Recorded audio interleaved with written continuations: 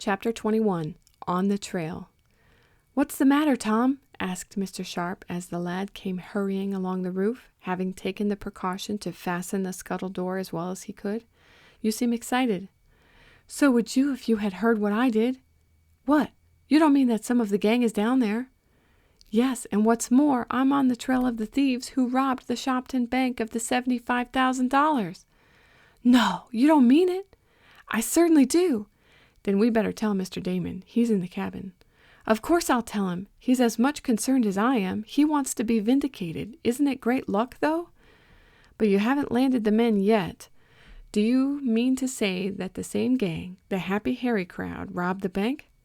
"I think so from what I heard, but come inside and I'll tell you all about it." "Suppose we start the ship first. It's ready to run.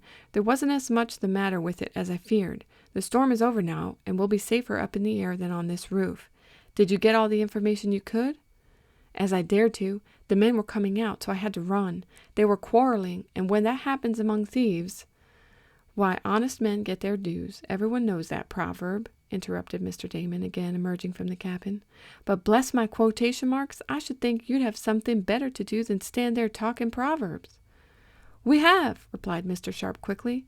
"We're going to start the ship, and then we have some news for you. Tom, you take the steering wheel, and I'll start the gas machine. We'll rise to some distance before starting the propellers, and then we won't create any excitement." "But what news are you going to tell me?" asked Mr. Damon. "Bless my very existence, but you get me all excited, and then you won't gratify my curiosity." "In a little while we will," responded Mr. Sharp. "Lively now, Tom. Someone may see this airship on top of the building, as it's getting so much lighter now after the storm." The outburst of the elements was almost over, and Tom, taking another look over the edge of the roof, could see persons moving about in the street below. The storm clouds were passing, and a faint haze showed where a moon would soon make its appearance, thus disclosing the craft so oddly perched upon the roof. There was need of haste. Fortunately, the Red Cloud could be sent aloft without the use of the propellers, for the gas would serve to lift her.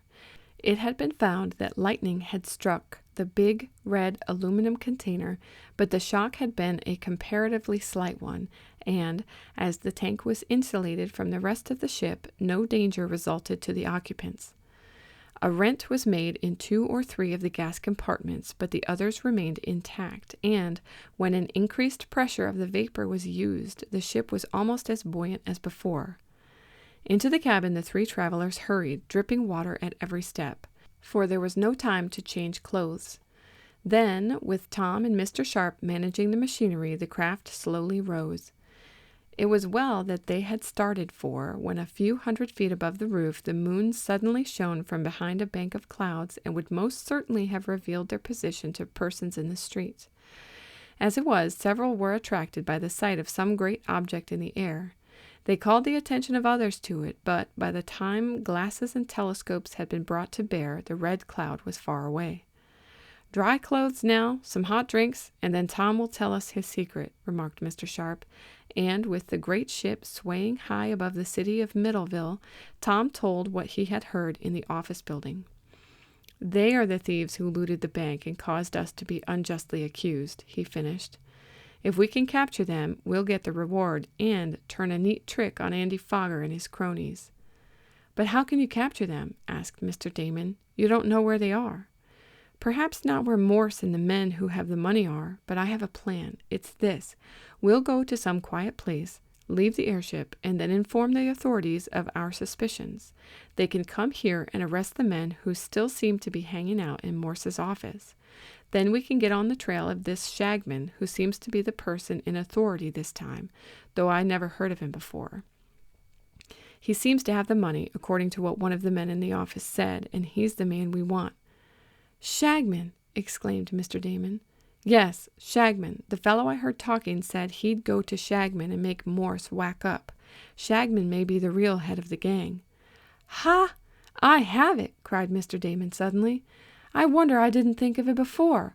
Shagman is the headquarters, not the head of the gang." "What do you mean?" asked Tom, much excited. "I mean that there's a town called Shagman about 50 miles from here. That's what the fellow in the office meant. He's going to the town of Shagman and make Morse whack up. That's where Morse is. That's where the gang is hiding. That's where the money is. Hurrah, Tom, we're on the trail!"